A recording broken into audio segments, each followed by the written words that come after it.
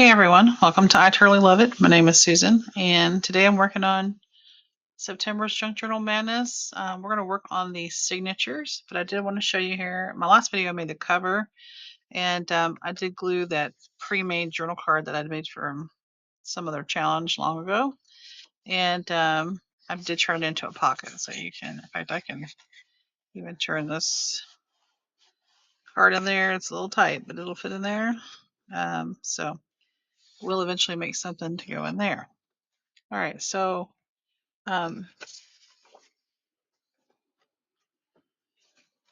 going to, I've already taken a piece of scrapbook paper and I started to fold it, the pocket up at 3 inches, but then I was like, well, I don't want this to be as tall as the journal. So the pocket is 3 1/4 inches tall, thereabouts.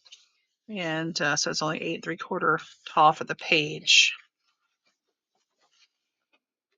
And so since I folded this up, so I don't have to do really any cutting. I don't want this to be bulky, so I'm going to cut this little seam out or fold out, and I'm going to put a little glue, and then I'm going to actually sew the pocket, so I'm going to have some more sewing in my journal. So stay tuned. I'll be right back with that. Well, a lot has happened since I recorded that part of the video, and I paused it to go sew, and I did that. And I did some more, and I didn't come back and record, and I've been working on it since. So it's been about 4 days since that point. So I'll show you that page, and I'll show you what else I've done. So that one that you saw, I did sew it. I have like a teal colored thread. Yeah, I'm not a seamstress, so don't come at me. But I did cut that little slit there so it folds nice and easily. That's going to be the center of this particular signature. And so let me show you what else I did in this signature, and then I'll show you the other one. So this is some pretty vintage, the instruction page from Sewing Pattern, and it's actually like half of it. So it was like this, I guess, and I took the top half, and I didn't want to lose any of it, but it was too wide for the journal. So what I did was, I folded it at 6 inches, so I have a page, and then I folded that portion over, which is about 2.5 inches. So then I have a pocket. Then you see I have all this washi tape. I folded up those pieces, and in fact, the piece I folded up here, I tucked under and glued it. That will kind of reinforce it a little bit. And then I've had to add washi tape here. But this one is definitely, this pattern was used. And of course, it's been out of the envelope and has seen some light because you've got all this different patina on it. So that would be next. It's got 2 pockets there and then a side pocket there. That's all been glued down. All right. And then I just have some primer handwriting paper. So I had that music page, which I put somewhere behind me. But as I was continuing to dig, I found a second one. I'm not sure if I shared that or not. I decided to use this one because the other one was kind of brittle, and they were from books from probably about the same time frame. And so this one was a much better condition. I figured I have enough brittle things in here. We'll use that one. This is that piece that was a cover of I'm guessing like a pattern, like magazine, because you've got little pattern things there. Anyways, I don't speak French, but I put that in there. I've got a piece of ledger paper. This is from those needle craft, I think, magazines. So this was a fun page. It was talking about sewing, because some of it's crocheting, knitting, other things. I had the sewing machine there. I did trim off a piece at the bottom, but it was nothing elaborate that we were losing. Just a piece of some notebook paper that's starting to patina. This is from that antique newspaper that I had. That's probably a recreation. I don't know. I'm not sure. I got it in probably a house of books. What do you call it, Susan? Subscription kit. And it was like a double spread. I took the half that had the ladies' items, and you should see the other half in the other signature, the top half of it. Just some dyed paper. This is not quite green. I have some green. This is more like teal or aqua. Got that off of Etsy. I'm gonna put these two bags, well, this bag and this envelope in there, but I don't think I'm gonna sew them in the signature. Do a little different there. And then this is just some scrapbook paper from one of the skinnier pads, I guess 8.5 by 11. It's textures, and I believe I got that at Joann's. So that's one signature. And then the other one has that paper from the other kit. This one was more like the fashion one, but it had all the maiden forms in it. And that, does that make you dizzy? So I did the same, except I did not sew this one, clearly. I thought about it, but I just, in the end, didn't want to. This one, I feel like it's thicker than the other one, but it's just a different texture. This is the top half of that, yeah, needlecraft. So what was the other one? Needlepoint? Maybe it was needlepoint. Needle and thread? Maybe it's needle and thread. So I have that. It does have a little rip. I don't have that Tim Holtz paper, but I mean tape, but maybe before it's over, I'll get my hands on some. This time I put a bag in here. I'm gonna leave this opening here, but I think this side I may trim the top and have a top pocket. So we have a side and then a top. Then this is that paper that I made, a journal page in a Deal It Up challenge for Belinda over at Visualized NZ, excuse me. And it's got a pocket there. That was all part of the challenge. So that handwriting paper, this envelope is going to go in here. I don't think I'm going to sew it in though.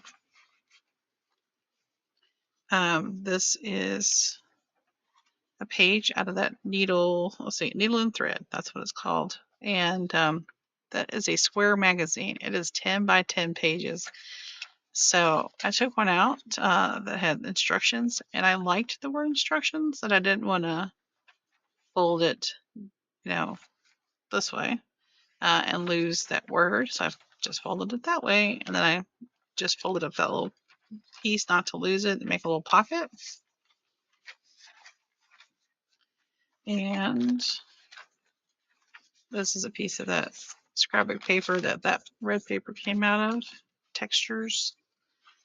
This is from the middle of that needle and thread where they have the actual pattern pieces.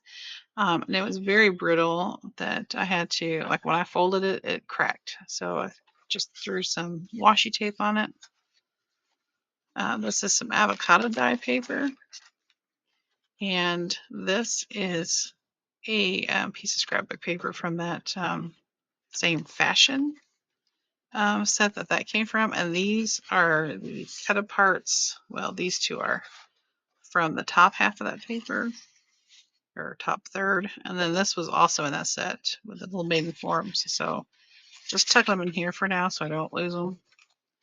And I think those are probably going to be my signatures, or what my signatures are going to be.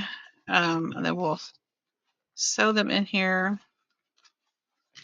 And I'm not doing that in this video. It might be towards the end that I do that. I think I might want to keep this loose in case I want to sew something else. I did sew some paper ruffles. This is using instruction paper from a sewing pattern, and this is actually using sewing pattern paper. That was challenging, but I did it. And clearly it's way too long, and at one point it was too short. So we'll just trim it down. I will glue it to the edge on one of these pages. And I've got some ribbons and trims that we'll use and some lace. And I was thinking about a pocket here. If I have some lace that's big enough, I may just put a pocket here, or I could even put some vellum here. But I think it's coming out nicely. Take those out. I think it's everything will fit in there. I might trim that green paper down just a bit because it comes right up. I don't know if you can see, it comes right up to the top there. And yeah, so, and I do have other paper ruffles that I picked up from a Sunday share in the Facebook group, Junk Journals Crafts and More. To participate, you do have to be an active member. So that's a group you think you want to join. We have Thankful Thursday and Sunday shares. So, like I said, you do have to be an active member. Like you have to be making posts. You can't just be liking. So,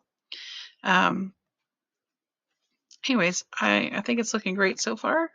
And I'll get in the next video, I'll start making some items to go in, like pockets and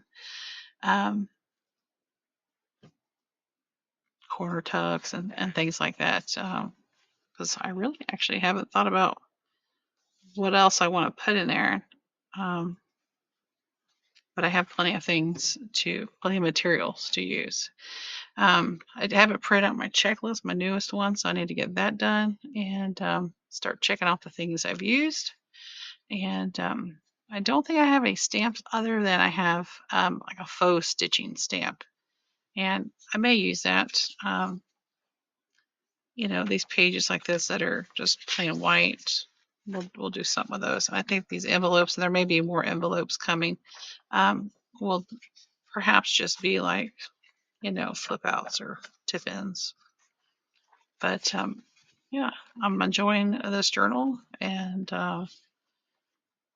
September, theme here is pretty great, pretty fitting.